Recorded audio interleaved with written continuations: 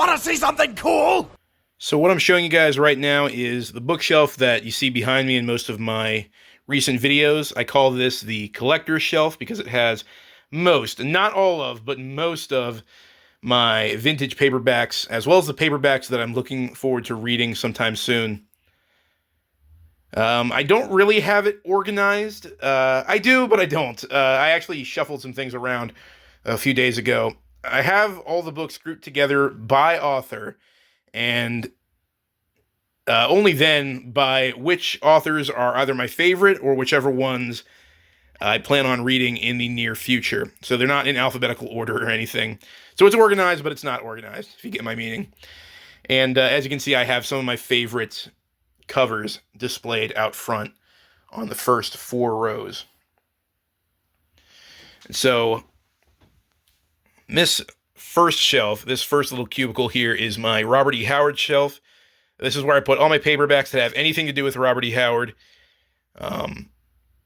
So yeah, the original fiction of his, as well as any of the pastiche fiction. Up front, we got the Ace reprint of the first Lancer Conan.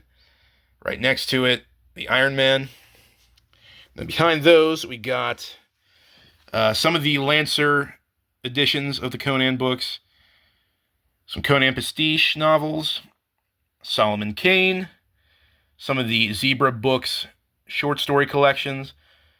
Some horror collections. And then right at the end, one lone Red Sonja pastiche novel. Against the Prince of Hell with an awesome Boris Vallejo cover. Yeah, I need to get more of those. And then next to that, we have this shelf, which has all of my Anthologies and Ace doubles. So up front, we got The Mighty Swordsman, and then my first edition of Conan the Conqueror on one side, and Lee Brackett's Sword of Rhiannon on the other side. Had to keep it in a bag because it is crumbling to pieces, and I don't ever want to open it ever again. And then behind those, we have some digest-sized magazines, Amazing Science Fiction, Astounding Science Fiction, Galaxy Science Fiction, some of the Thieves World books, 2 of Gordon R. Dixon's Harrier anthologies, some more science fiction fantasy anthologies. There's the second Avon Fantasy Reader, some good pulp stories in that one, and then all of my Ace doubles. I like Ace doubles.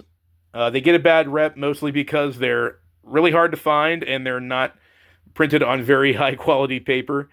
If you find an Ace double nowadays, they're most likely falling to pieces, much like that one.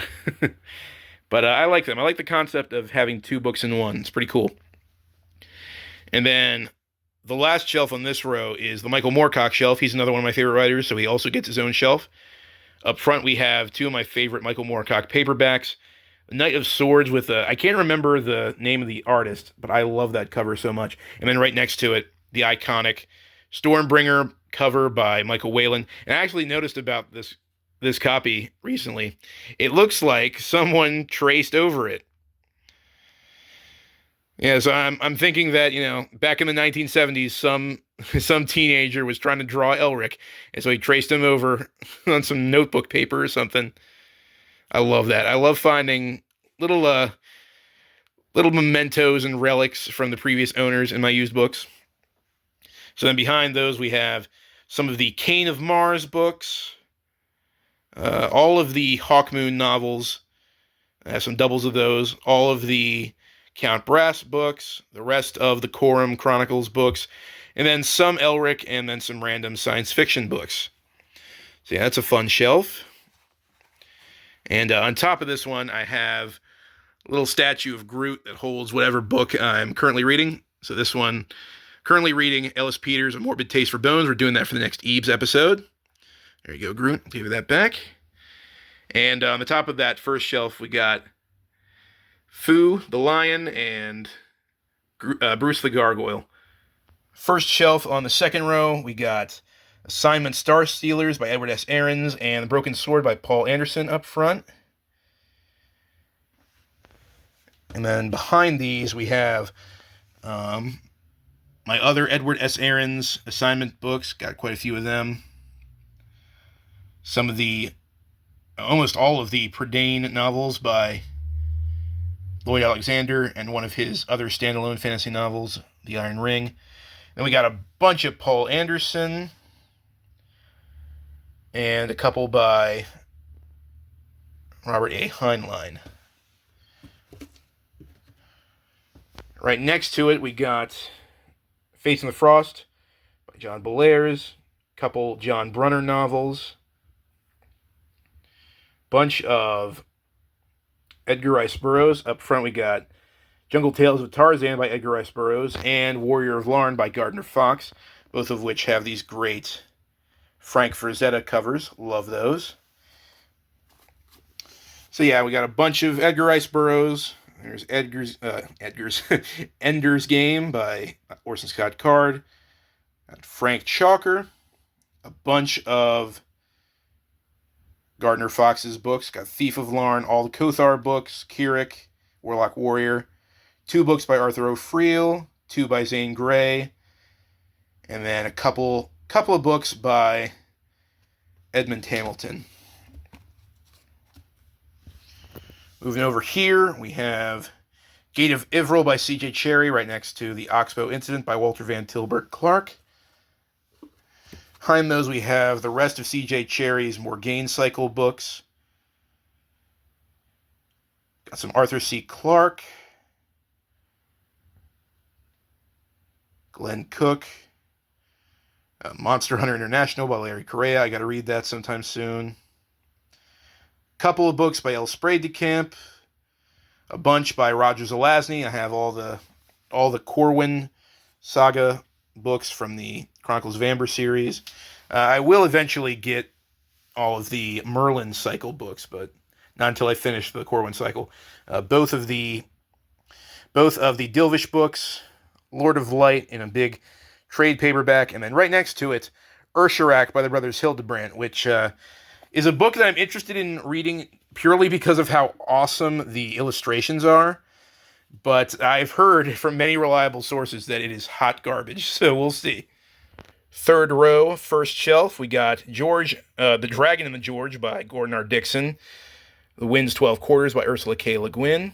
Great looking covers. And then behind those, we got a couple books by Philip K. Dick, a couple by Gordon R. Dixon.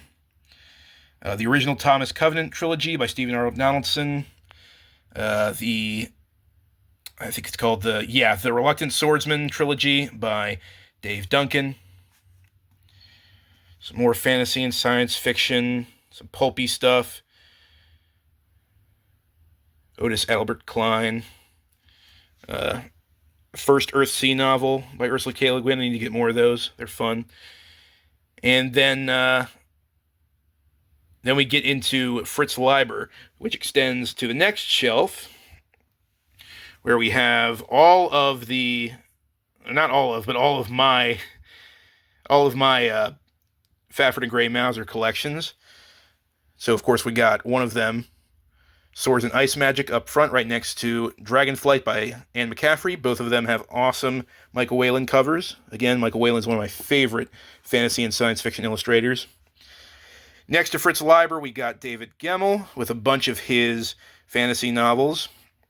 And then a ton of my Anne McCaffrey paperbacks, which I picked up in that big haul that Jake from Pulp Mortem sent me. So much so that I had to stack them on top of each other, because I wanted to fit most, if not all of them, in this one space here. I at least got all of the Dragonflight books that I had in this little cubicle.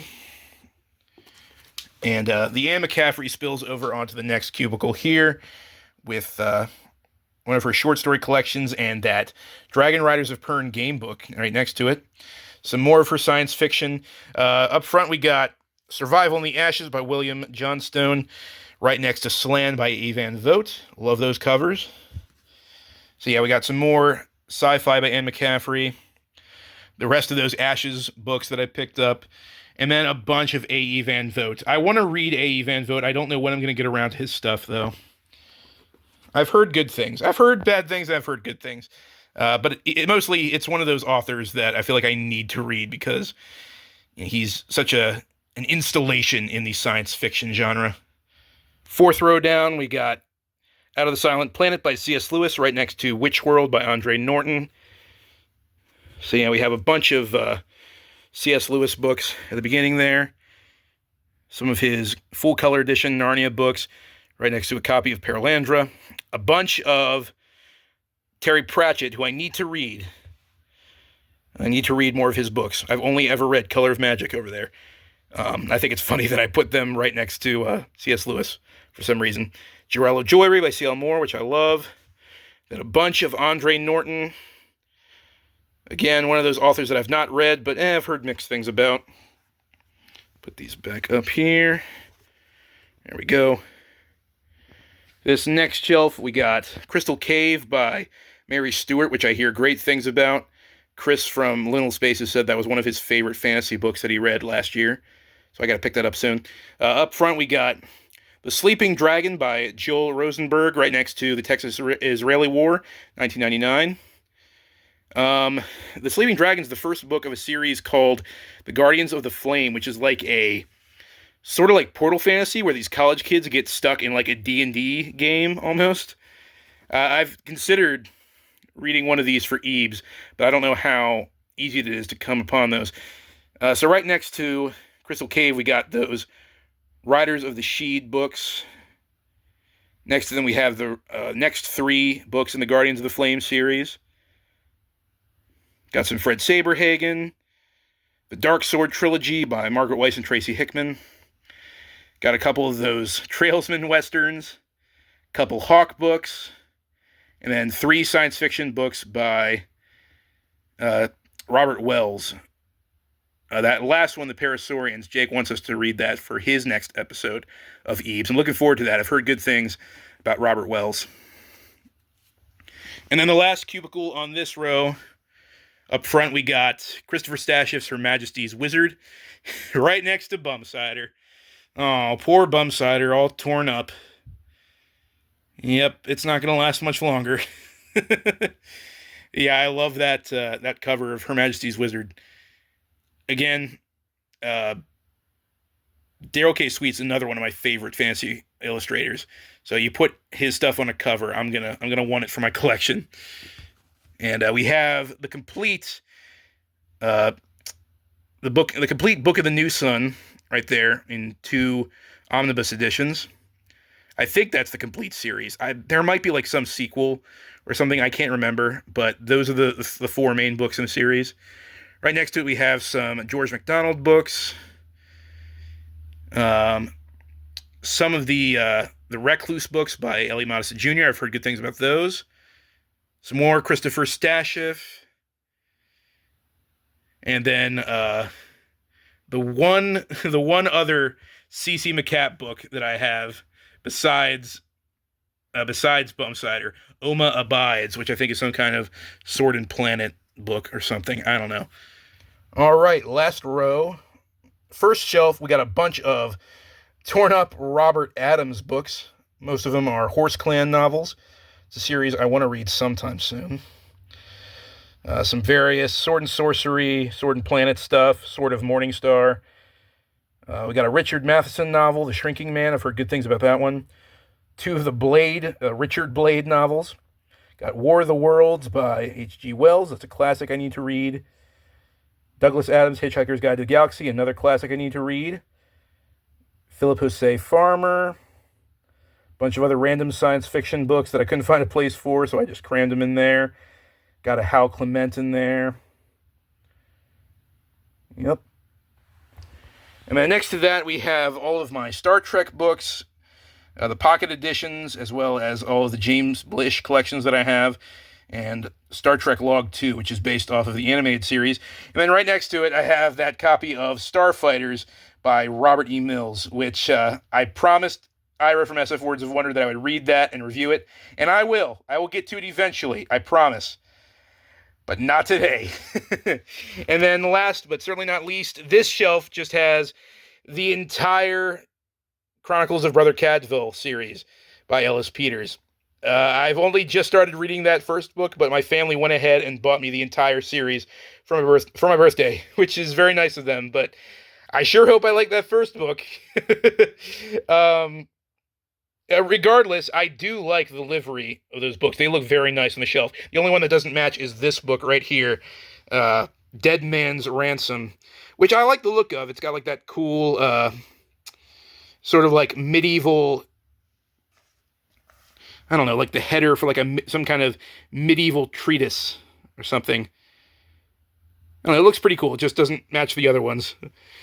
But yep, that is my paperback collector's shelf. That's all of my favorite paperbacks, all of my vintage paperbacks. Not all of them, but most of my vintage paperbacks.